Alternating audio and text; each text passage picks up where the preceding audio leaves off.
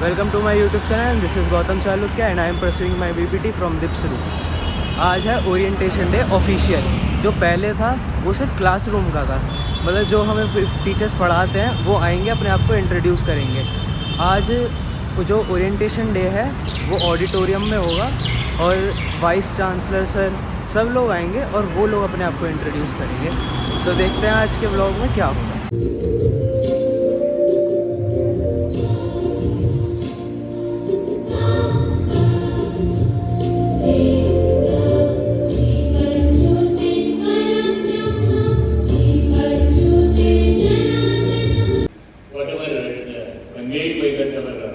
The dean and the registrar is all the worthy of it and very important. Reason is that all our quality students and it is mentored by our faculties. This is a mantra and sutra of that, how the university is that to becoming worth and net the best on that, performing in a higher perceptual aspect. This is a very serious concern. Pediatric, GI surgery, general surgeries, obs and gynae, neurology, cardiology, these all are the separate physiotherapy units. So we all work in a separate specialized units, right? So you must visit names for the different units. You will see what physiotherapists are doing over there. Next please. ये एक आप लोगों के लिए important है। ये हमारा national commission बना है for allied and health care professions.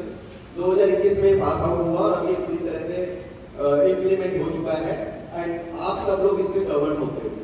तो इसमें ना दो तरह से प्रोफेशन को डिवाइड किया है, एक अलाइड हेल्थ प्रोफेशन और एक health care profession.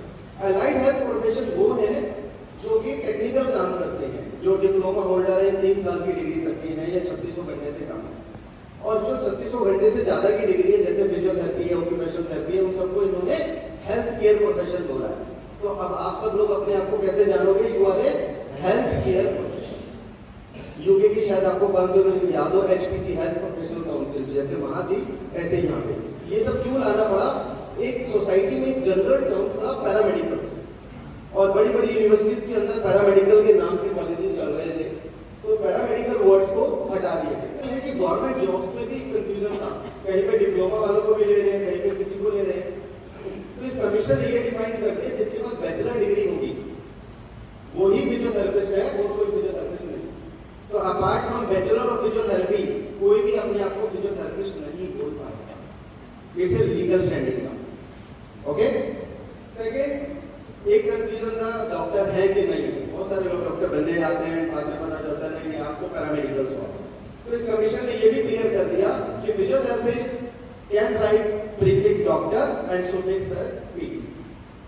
So this is a big achievement for all physiotherapist.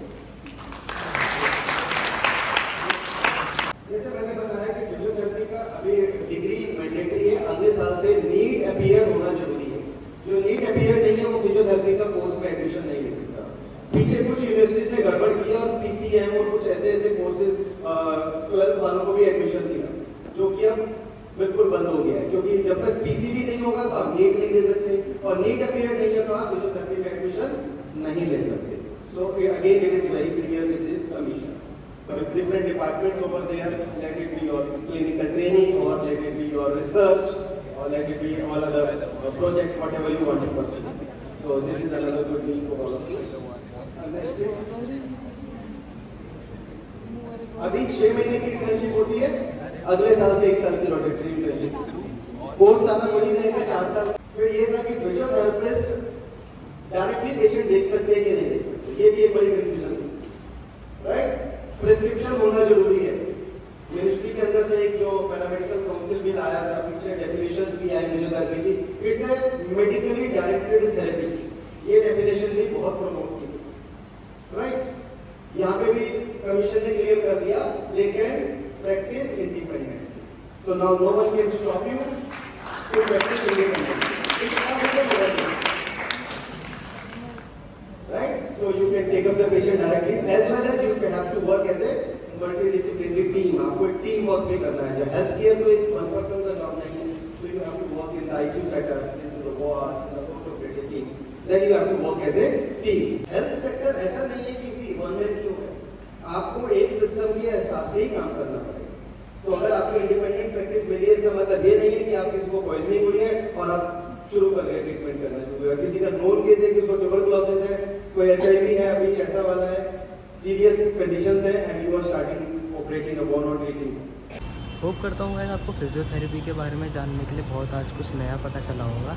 ऐसी इन्फॉर्मेटिव वीडियोस के लिए सब्सक्राइब ज़रूर कर देना, लाइक ज़रूर करना, शेयर ज़रूर करना, ताकि और बच्चों की हेल्प हो सके।